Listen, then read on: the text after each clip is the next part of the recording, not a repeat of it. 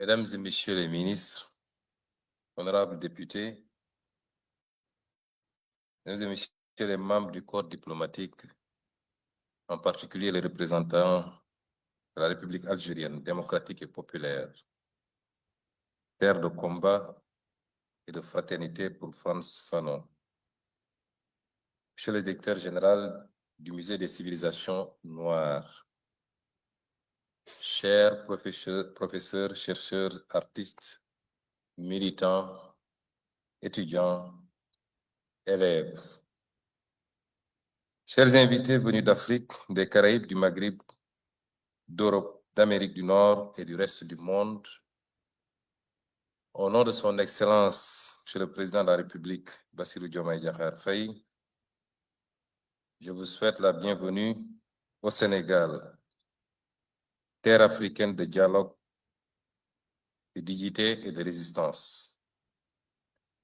Dal leen ak jàmm, bienvenue en paix, en vérité et en mission. Il y a 100 ans, en 1925, naissait à Fort-de-France un enfant auquel nul n'aurait pu prédire un destin si singulier.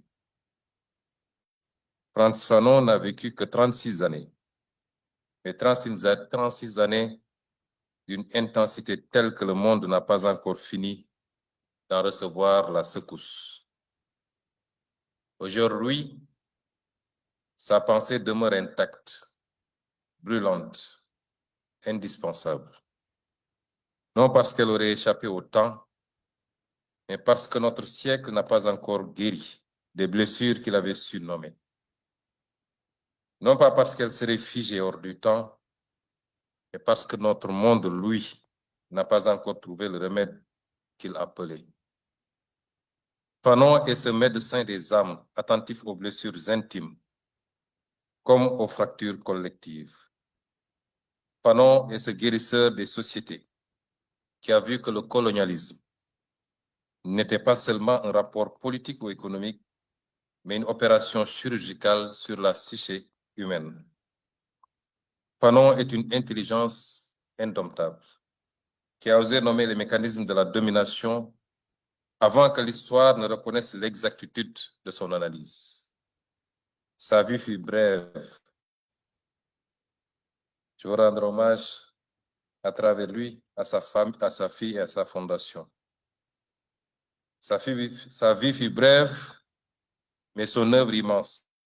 Et si nous sommes rassemblés à Dakar aujourd'hui, c'est parce que Fanon n'est pas seulement un héritage africain, il est une promesse inachevée que notre continent doit assumer et transformer en actes. Vient ensuite cette évidence, qui est que Fanon dialogue avec le Sénégal comme avec toute l'Afrique. Pourquoi donc Dakar? Pourquoi le musée des civilisations noires, ce temple de nos mémoires et de nos futurs? Parce que le Sénégal est, depuis longtemps, un carrefour de l'Afrique résistante. Un carrefour où se croisent les voies du Sahel, les vents de l'Atlantique, les héritages du monde noir et les aspirations de tout un continent. Parce que cette capitale ne dort jamais. Elle pense, elle débat, elle contredit, elle invente et réinvente.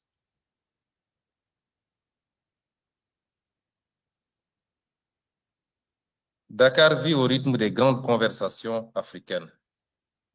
Celles qui bousculent, celles qui libèrent, celles qui ouvrent des horizons que l'on croyait impossibles.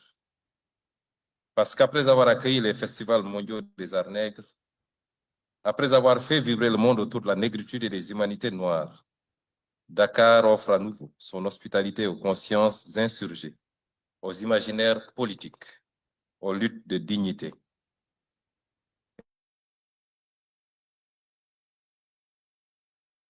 Carrefour, une vigie. Un lieu où l'Afrique se regarde dans le miroir de son histoire et ose se rêver autrement. Et puis Dakar, ce n'est pas seulement un espace géographique, c'est une mémoire, celle de Cheikh Anta Diop, qui restitue à l'Afrique la grandeur de sa civilisation.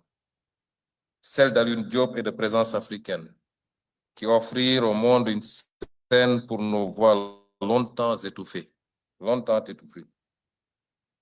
Celle de Senghor, Césaire, Damas, mais aussi celle de la jeunesse contemporaine qui, dans les rues de cette ville, continue de réclamer justice, dignité et souveraineté.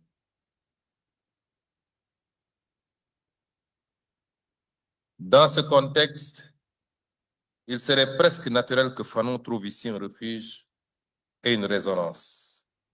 Fanon a dialogué avec Senghor, avec Césaire, parfois pour critiquer, souvent pour éclairer. Il a interrogé la négritude non pas pour la renier, mais pour la pousser, la négritude, vers son point d'incandescence qu'est l'action. Il a vu dans la poésie un ferment d'insurrection, dans la culture un outil de lutte, dans la dignité une arme politique. Fanon fut martiniquais par naissance, français par contingence administrative, africain par lucidité, algérien par engagement.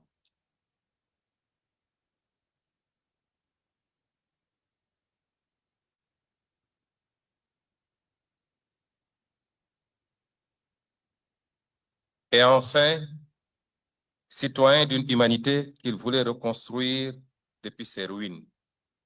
Sa trajectoire est un archipel, des îles de mémoire reliées par une même quête de liberté. Oui, Fanon s'est fait algérien pour mieux se faire africain. Oui, il a planté son destin dans la terre du Maghreb pour que germe une liberté que l'Afrique entière attendait. Il a compris que l'Algérie n'était pas une périphérie de l'Afrique, mais son front avancé, son foyer de braise, le lieu où se jouait le destin de la décolonisation.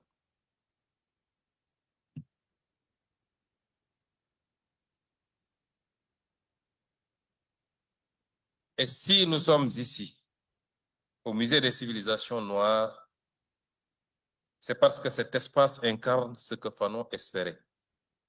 Une Afrique capable de dire son histoire, de nommer ses blessures, mais aussi de les guérir, d'inventer son avenir sans permission, sans tutelle, sans imitation. C'est à travers 3 visages essentiels que se déploie l'héritage de Fanon. Et c'est vers eux que nous allons maintenant nous tourner. Le colloque qui s'ouvre explore 3 dimensions essentielles de cet homme pluriel.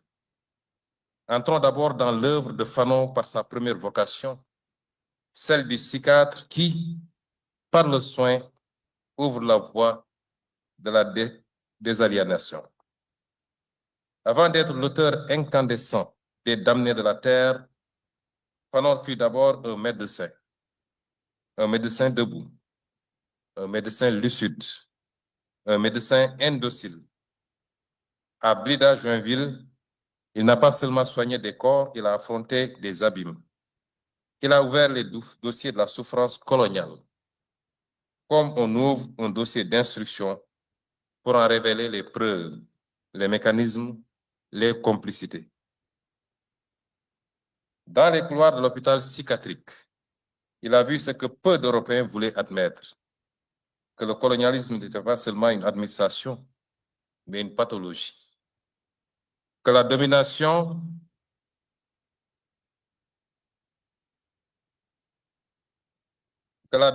n'était pas seulement un système, mais un traumatisme. Que l'oppression n'était pas seulement un rapport de force, mais une intrusion dans l'âme humaine. Il a regardé dans les yeux les ravages du racisme, ces blessures qui ne saignent pas, mais qui condamnent. Il a entendu les cauchemars du colonisé, ces nuits où l'on se débat contre une voix qui répète « Tu ne seras jamais ton propre maître ». Il a observé aussi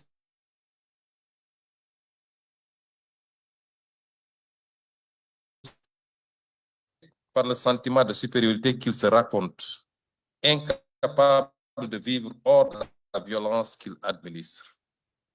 Fanon l'a compris très tôt. Le colonialisme est une pathologie à double entrée. Elle aliène celui qui subit et elle défigure celui qui domine. C'est pourquoi, pour Fanon, la libération n'est pas un événement politique, c'est un processus thérapeutique. C'est un travail de désintoxication mentale.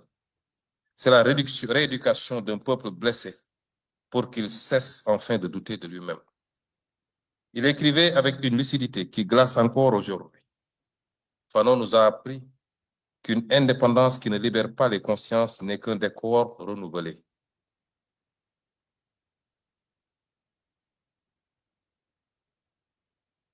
Tant que les structures mentales héritées du colonialisme demeurent, la souveraineté reste inachevée.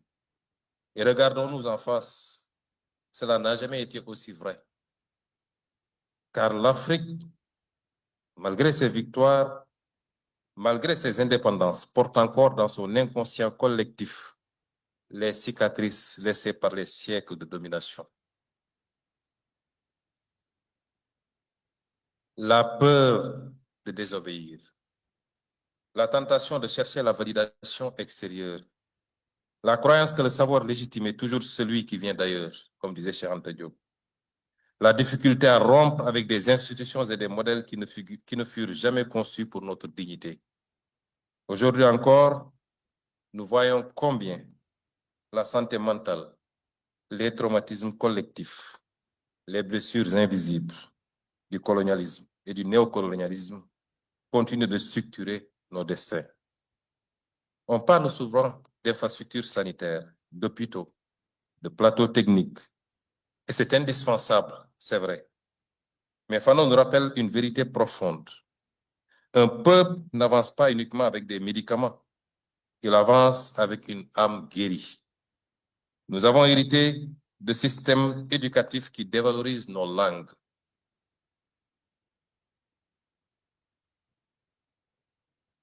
de systèmes politiques qui nous apprenaient à obéir plutôt qu'à créer, de systèmes économiques qui nous conditionnaient à dépendre plutôt qu'à produire, de systèmes symboliques qui nous invitaient à admirer ce que nous ne sommes pas. C'est pourquoi l'Afrique d'aujourd'hui n'a pas seulement besoin d'hôpitaux. Elle a besoin d'un vaste chantier de réparation psychique. Un chantier qui révalorise nos langues, qui honore nos cultures, qui libère nos imaginaires, qui soigne nos mémoires de leur silence forcé et qui permette à chaque Africain, à chaque Africaine, où qu'il vive dans le monde, de devenir un sujet de sa propre histoire. La désaliénation est une politique publique. La désaliénation est un projet national, continental même. Et la désaliénation est une condition de la souveraineté. Et si nous sommes fidèles à Fanon, alors nous devons comprendre que la plus grande bataille de notre époque n'est pas seulement une bataille économique ou institutionnelle. C'est une bataille pour la restauration de notre société collective. Vient le second. D'ici cadre engagé, passons maintenant à Fanon, le politique.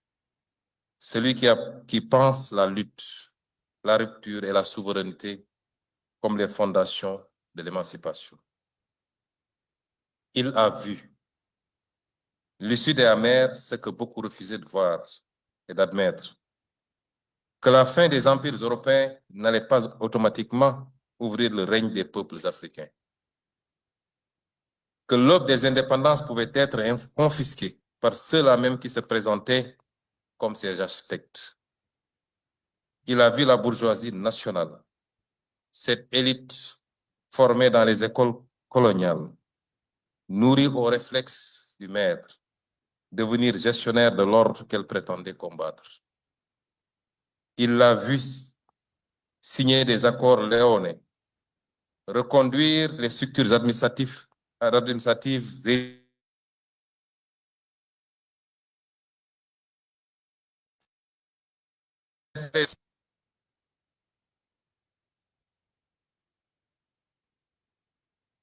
des hommes nouveaux dans des institutions anciennes.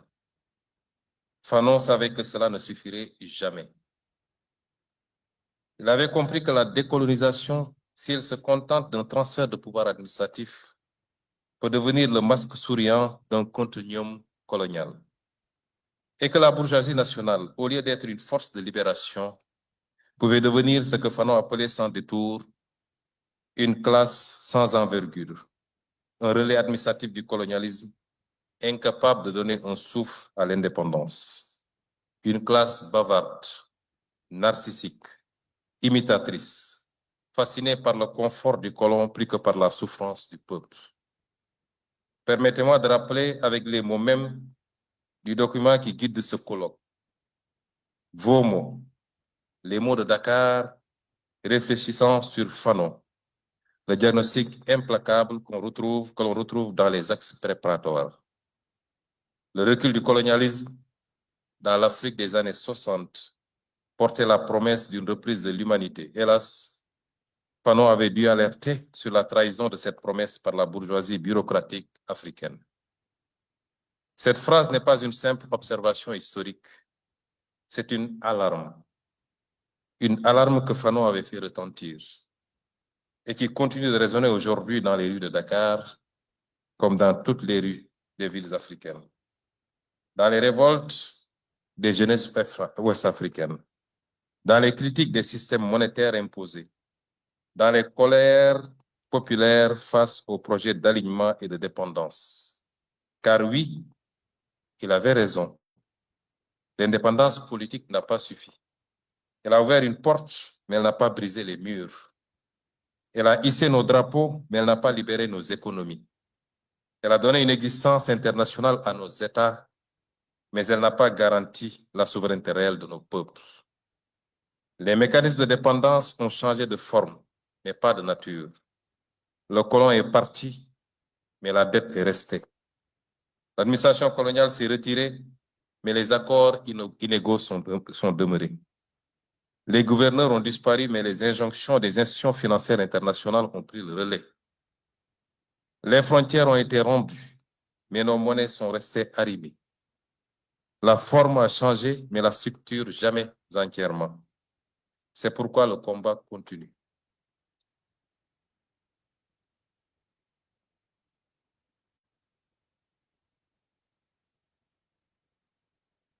Un combat politique, un combat intellectuel, mais surtout un combat moral. Celui de refuser que la liberté africaine soit concessionnée, que la souveraineté soit conditionnée, que la dignité soit marchandée.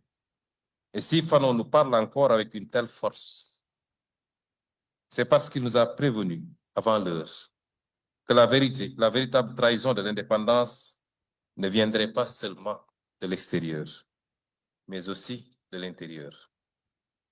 Des élites qui renoncent, des dirigeants qui négocient au rabais, des États qui préfèrent reconduire le système plutôt que l'affronter. Aujourd'hui, alors que l'Afrique vit une nouvelle onde de révolte souverainiste, alors que des jeunesses entières refusent de reproduire les mêmes illusions, alors que des gouvernements, dont le nôtre, assument leurs responsabilités historiques, remettent en cause les dogmes hérités du passé, le message de Fanon retrouve une clarté foudroyante. Oui, il avait raison. Et aujourd'hui, nous n'avons pas le droit de détourner les yeux. Nous n'avons pas le droit d'être les nouveaux comptables de cette liberté sous tutelle. Nous n'avons pas le droit d'être les héritiers complaisants de cette trahison inaugurale. L'Afrique ne demande plus l'indépendance. Elle exige la souveraineté.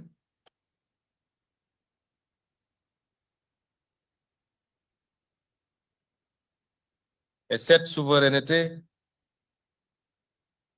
Fanon nous l'a enseigné. Cette souveraineté n'est pas une proclamation, c'est une rupture. Vient alors le troisième visage de Fanon, celui de l'humaniste, celui de l'homme neuf. Fanon n'a jamais contemplé la violence non comme un idéal, mais comme une conséquence. Il a espéré ardemment l'avènement d'un homme neuf délivré du complexe du colonisé comme du complexe du colonisateur.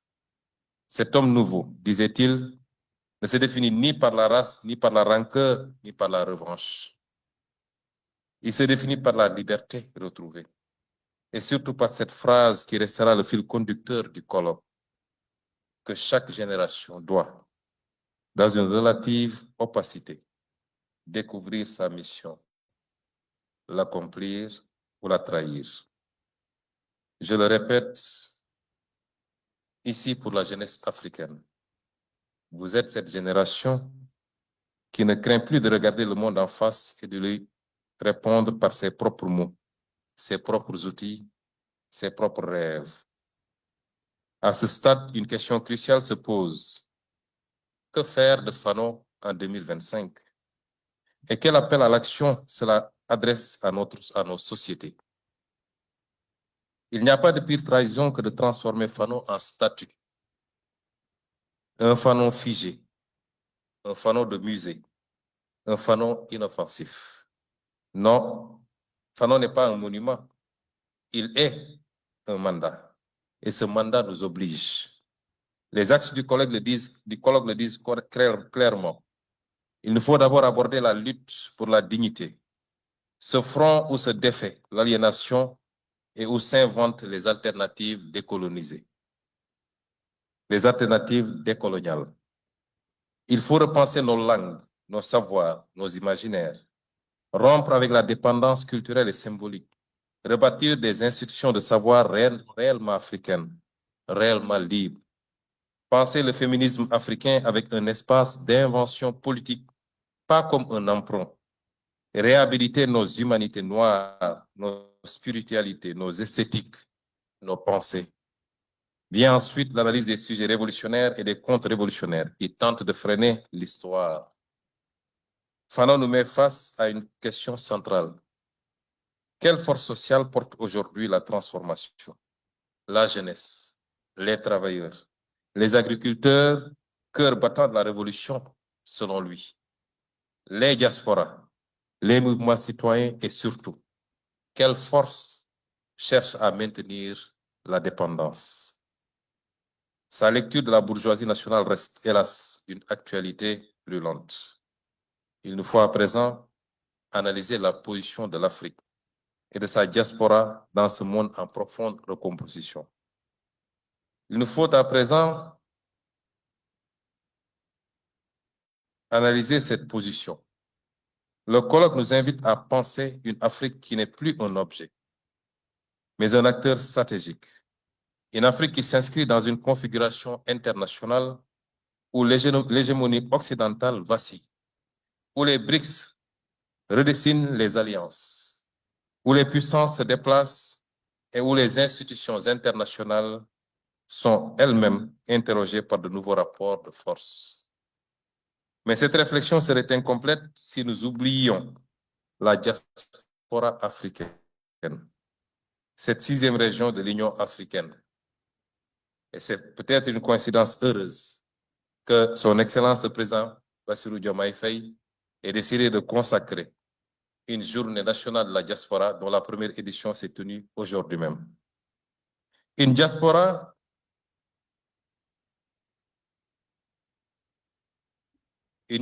qui n'est pas seulement une mémoire ou une communauté affective, c'est une force économique, culturelle et politique. Aujourd'hui, les transferts financiers de la diaspora dépassent largement l'aide publique au développement. Dans plusieurs pays africains, ils irriguent des millions de foyers, financent des projets, soutiennent l'entrepreneuriat local, stabilisent des économies fragiles. Dans les villes du monde entier, Paris, New York, Johannesburg, Abidjan, Londres et j'en passe, les jeunesses afrodescendantes portent une parole politique nouvelle, connectée, décomplexée, transnationale. Elles se mobilisent contre les violences policières, contre le racisme systématique, contre les discriminations économiques. Elles produisent des savoirs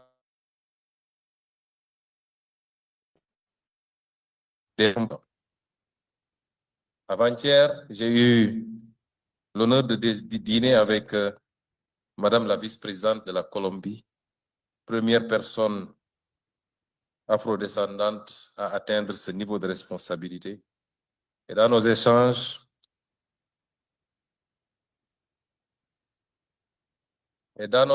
j'ai pu apprécier la profondeur de l'engagement de Madame la vice-présidente sur les questions mémorielles et même sur la question de la réparation. Pour beaucoup d'élites africaines, c'est un crime, voire un péché, de penser ainsi, à fortiori de parler de ces questions. Je voudrais rendre hommage à cette brave dame, malgré les pressions qu'elle subit chez elle, et voire même les menaces.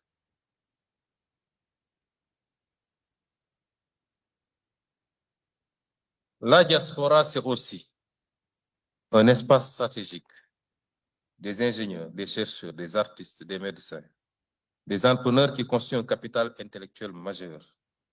La révolution numérique africaine doit beaucoup à ces femmes et ces hommes installés un peu partout dans le monde, qui réinvestissent leurs compétences dans l'innovation africaine, dans les fintech, les réseaux éducatifs, les plateformes de formation, l'intelligence artificielle et j'en passe. Fanon parlait de la décolonisation totale, pas symbolique, totale. Il savait que la libération ne se joue pas seulement dans les capitales africaines, mais aussi dans les circulations transatlantiques, dans les solidarités diasporiques, dans la capacité des peuples noirs à parler d'une seule voix sur plusieurs continents. Il nous revient d'en tracer les contours monétaires, institutionnels, culturels, stratégiques. Il nous revient de comprendre que la souveraineté africaine se construit à Dakar, certes, mais aussi à Bamako, à Bobo-Dioulasso, à Saint-Louis du Sénégal, à Trinidad, à Atlanta, à Salvador de Bahia, à Londres et à Johannesburg, et partout ailleurs.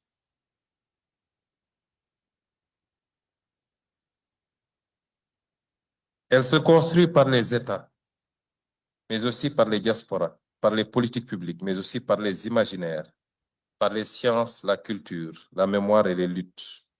Dans un monde en recomposition, la diaspora n'est pas un appendice, elle est une avant-garde. Vient ensuite un front majeur de notre émancipation, celui de l'économie de la dignité. Aucune dignité n'est possible sans souveraineté économique. Et aucune souveraineté économique n'est possible sans souveraineté monétaire. Ce n'est pas une équation théorique.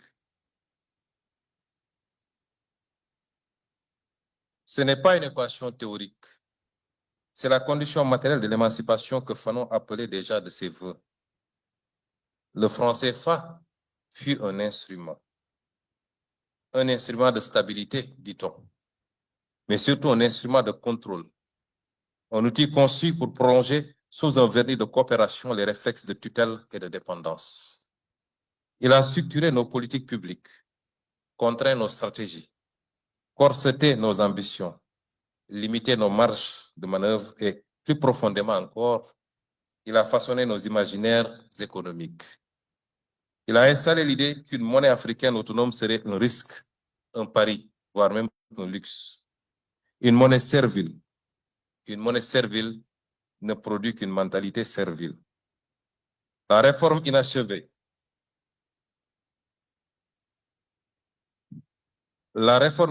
de l'ECO en est une autre. Une réforme annoncée pour tourner la page du CFA, mais qui, dans sa forme actuelle, n'auront véritablement qu'avec le symbole, pas encore avec la structure. Nous devons le dire avec franchise, changer de nom sans changer de logique n'est pas une révolution. C'est un rebranding de la dépendance.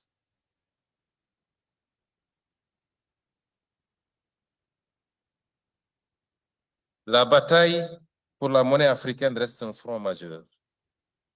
Un front politique, certes, mais aussi un front culturel et psychologique. Car une monnaie, ce n'est pas seulement du papier ou du code numérique. C'est la matérialisation du pouvoir d'un peuple, la traduction concrète de sa capacité à décider pour lui-même. La preuve qu'il accepte de compter sur ses forces, ses ressources, ses institutions, et non sur la protection paternaliste ou les arbitrages lointains de notre centre. Pour Fanon, La domination n'était jamais purement militaire ni administrative. Elle pénétrait les structures mentales, les habitudes de pensée, les réflexes de soumission intériorisés. La question monétaire en Afrique est précisément cela, particulièrement en Afrique de l'Ouest et en Afrique centrale. Bref, en Afrique francophone. Un champ où se joue encore la lutte entre dépendance et des aliénations. Donc, le combat est... Il ne s'agit pas de claquer les doigts pour inventer une monnaie parfaite. Mais nous savons aussi que la prudence excessive, l'attentisme ou la peur des représailles des marchés sont souvent les autres noms de la résignation.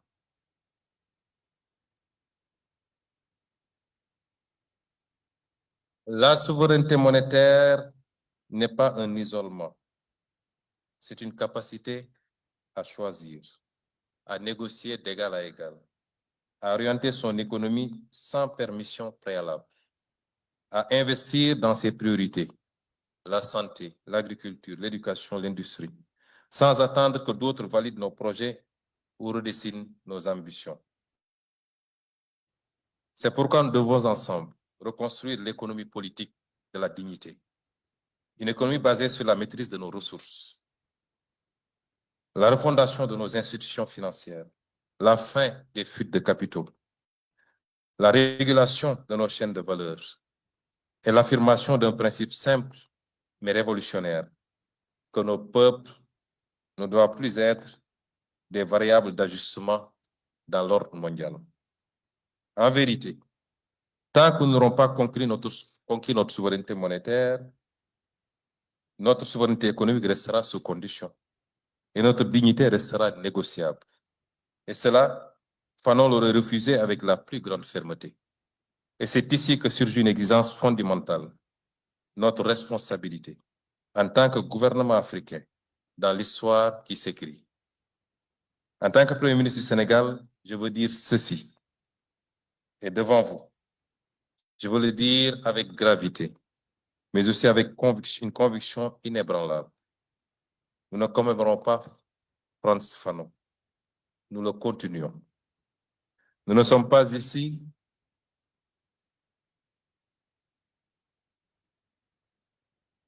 Nous ne sommes pas ici pour déposer des fleurs sur une mémoire figée.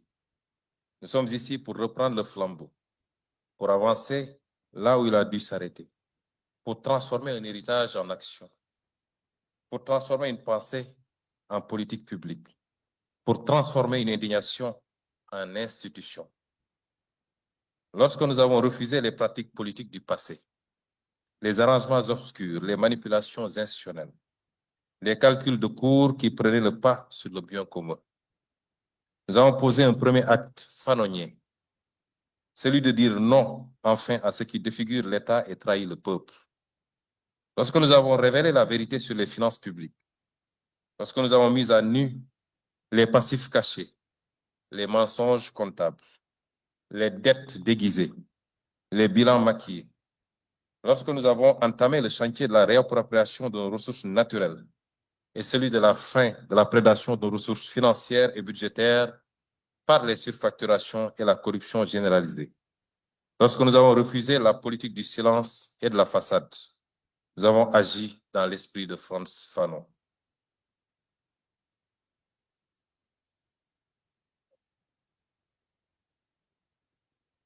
Fanon qui disait que la domination commence toujours par la dissimulation et que la liberté commence toujours par la vérité. Lorsque nous avons engagé la lutte contre la dépendance économique, contre les accords qui brident, contre la présence militaire étrangère, contre les conditionnalités qui punissent, contre les mécanismes monétaires qui ligotent, nous avons rejoint le combat de Frantz Fanon. Lui qui affirmait que l'indépendance sans maîtrise de son économie n'est qu'un drapeau sans souveraineté. Lorsque nous avons défendu sans trembler la souveraineté de notre pays face aux pressions extérieures, face aux injonctions, face au chantage voilé ou explicite, lorsque nous avons affirmé que le Sénégal ne serait pas gouverné depuis l'extérieur, qu'il ne serait pas manœuvré par la peur des marchés, ni intimidés par les admonestations d'institutions qui ont trop souvent pris l'Afrique pour un laboratoire. Alors nous avons fait plus qu'un geste politique. Nous avons restauré notre dignité nationale.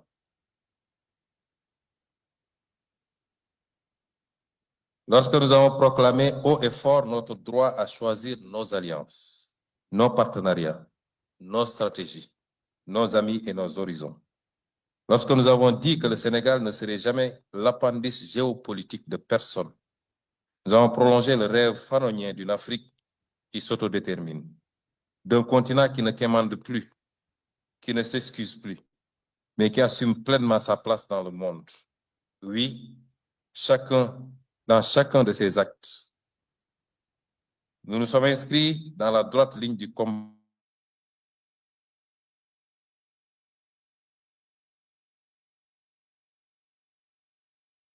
de voir ici.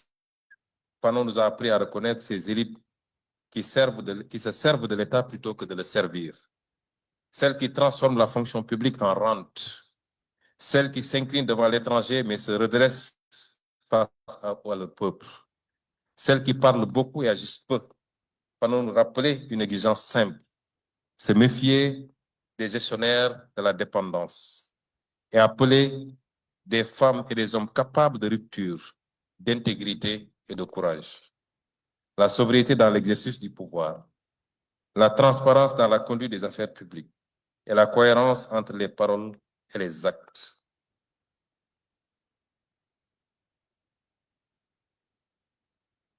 Nous avons choisi ce triptyque simple mais exigeant, le djoub, le djoubel et le djoubbanti, qui signifie droit, droiture et redressement. Droit dans notre rapport au peuple, droiture dans notre rapport à l'État, redressement dans notre rapport à l'histoire. Mais mesdames et messieurs, ce n'est là qu'un commencement. Car la souveraineté n'est jamais un acquis. Elle est un combat quotidien, une conquête lente, un effort sans cesse recommencer. Ce colloque doit nous aider à aller plus loin encore, plus loin dans la construction d'un État décolonisé, plus loin dans l'invention d'une économie souveraine, plus loin dans la reconquête mentale et culturelle, plus loin dans la refondation de nos institutions, plus loin dans la construction d'une Afrique qui cesse enfin d'être le terrain des autres pour devenir le théâtre de sa propre histoire. Et si Dakar accueille cette rencontre, c'est parce que Dakar ne veut pas seulement comprendre Fanon. Dakar veut l'accomplir. Mesdames et messieurs, le colloque qui s'ouvre n'est pas un séminaire savant. Il est un moment politique, un moment de respiration et d'audace pour l'Afrique. Nous sommes réunis pour poser une question simple. Comment achever ce que Fanon a commencé? En vérité, tant qu'il y aura des peuples humiliés, tant qu'il y aura des damnés de la terre, tant qu'il y aura un vent de domination qui souffle sur notre continent, Fanon restera vivant. Mais tant qu'il y aura une jeunesse debout, tant qu'il y aura des luttes de dignité, tant qu'il y aura un souffle d'espérance dans les rues de Dakar, de Banjul, de Ouagadougou, de Bamako, de Port-au-Prince, alors son rêve d'une humanité nouvelle, libérée de ses chaînes anciennes, restera possible.